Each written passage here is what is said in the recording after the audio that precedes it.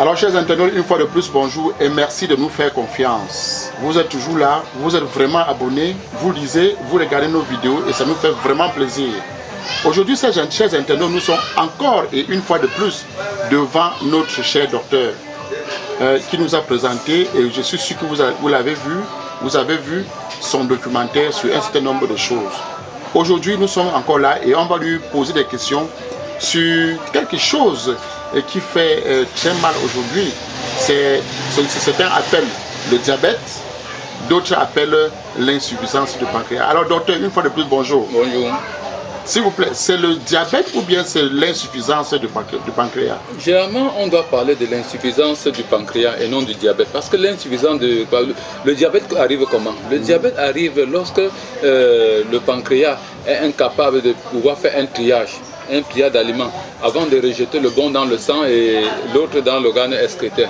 Et lorsqu'il ne peut pas établir ce parcours, lui, il prend le déchet et le bon, il mélange tout et il l'infiltre dans le sang. D'où l'on parle de l'insuffisance du pancréas. Ok. Donc, docteur, parlez-nous donc de qu'est-ce que donne l'insuffisance du pancréas, comme vous venez d'expliquer.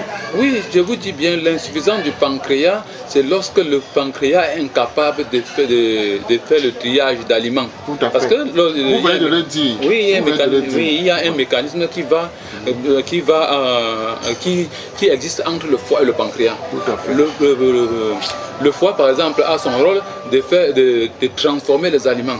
Il transforme, il envoie au pancréas. Le pancréas fait le triage avant d'extraire le bon, mettre dans le sang et le mauvais dans l'organe excréteur, dont les urines rejettent, qui est rejeté par les urines. Et lorsque le pancréas ne peut pas être capable de faire le triage, on pense déjà à un pancréas fatigué. Là, le sucre se mélange dans le sang et ça crée un manque d'insuline. Un manque d'insuline. Oui. C'est là où on parle généralement du diabète. Effectivement. Parce que le sucre et le bon aliment et le mauvais se sont mélangés dans le sang. Et on crée maintenant un manque d'insuline dans le corps, oui. Alors docteur, est-ce qu'il y a plusieurs types de diabète? Généralement, il y a le diabète gras, il y a le diabète maigre.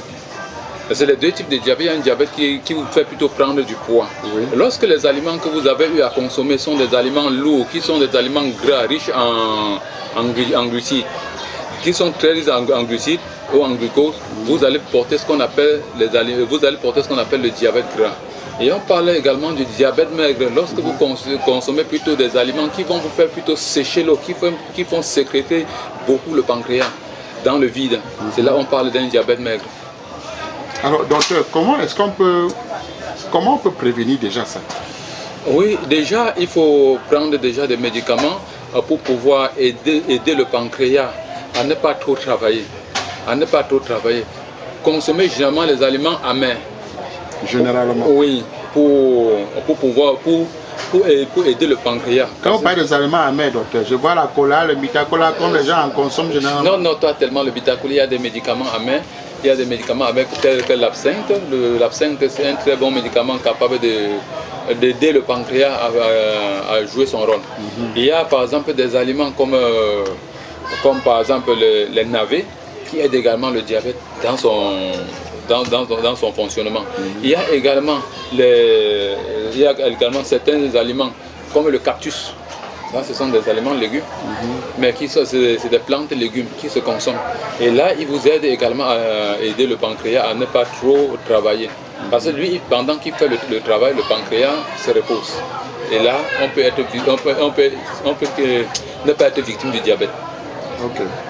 Alors, docteur, lorsqu'on constate qu'on est déjà diabétique, on dit qu'on est sur insuline. C'est quoi, docteur? Ça veut dire quoi?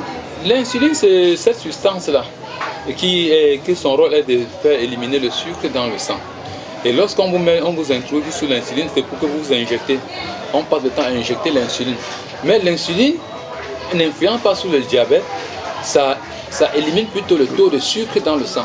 Lui n'influence pas sur l'insuffisance du pancréas, puisque l'insuline n'atteindra jamais le pancréas. Le rôle de l'insuline, c'est d'éliminer le sucre qui se trouve dans le sang. Ça, c'est son rôle. Alors, quelles sont les manifestations quand quelqu'un a déjà l'insuffisance rénale du pancréas? Ouais, comment ça se manifeste déjà? Oui, ça se manifeste généralement par des fatigues. vous ressentez trop de fatigue. Vous ne pouvez pas faire, vous ne pouvez pas accomplir un travail de force. Et déjà, vous trouvez constamment en train de faire des pipis à tout moment. Vous ne pouvez pas retenir l'urine. D'où chez certains on parle de l'incontinence urinaire. Est-ce que l'incontinence urinaire, puisque je vois chez les gens, est-ce que ça peut se traiter, docteur? Jamais l'incontinence urinaire se traite. Parce que ce n'est pas que quand vous dites généralement, ça veut dire que ça se fait soigner. Parce qu'en temps normal, l'incontinence urinaire n'est même pas le diabète. Vous comprenez un peu? Oui. Mais ça peut s'ajouter à un diabète que vous avez et puis vous urinez, vous ne pouvez pas retenir les urines. Vous ne pouvez pas retenir les urines. Or, le diabète, parce que lorsque les aliments se mélangeaient, comme je vous dis tout à l'heure, dans le sang, oui. Donc tout peut aller dans les organes excréteurs et puis à tout moment, on est en train de faire pipi. Entre-temps, ce qui se mélange dans le sang met plutôt le sucre dans le sang. C'est pourquoi généralement quand on va voir quelqu'un qui souffre d'un diabète, il est strictement interdit de lui placer une perfusion telle que le glucose. En lui mettant le glucose, c'est l'entraîner à la mort. Et c'est ça que beaucoup de nos infirmiers dans des hôpitaux ne savent pas, qu'il est strictement interdit de mettre le glucose sur quelqu'un qui a le diabète. Ça, c'est également un concept pour eux. Alors, docteur, est-ce que celui qui a un surpoids est forcément diabétique? Non, tu peux avoir un surpoids sans être diabétique. Ça peut être que le foie est incapable d'éliminer la bile. Ça peut être également que le foie est incapable de faire une bonne transformation de la digestion des graisses. Là, vous pouvez prendre du surpoids. Ça ne veut pas dire que quelqu'un qui a du surpoids est forcément diabétique, effectivement. Alors, docteur, on dit généralement que c'est héréditaire. Est-ce que c'est vrai? Non, le diabète n'est pas héréditaire. Le diabète, c'est une maladie qui se passe, comme je vous dis, c'est l'insuffisance du pancréas. C'est une maladie à cause réelle.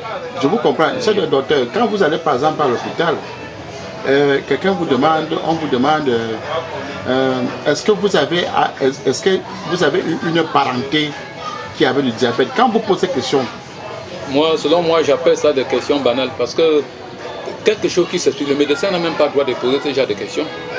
Qui vous pose plutôt la question sur quel genre d'aliments vous consommez. Et non demander il va demander peut-être si vous consommez un aliment trop riche en sucre. Là, c'est la question que le docteur doit poser.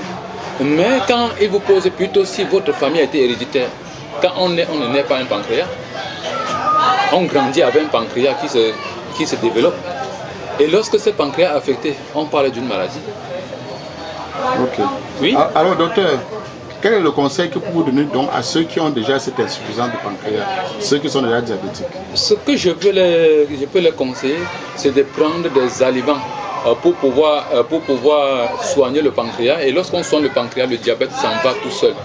Pour prendre des médicaments capables de soigner le pancréas, d'aider le pancréas à accomplir sa mission de triage d'aliments dans le corps. Okay.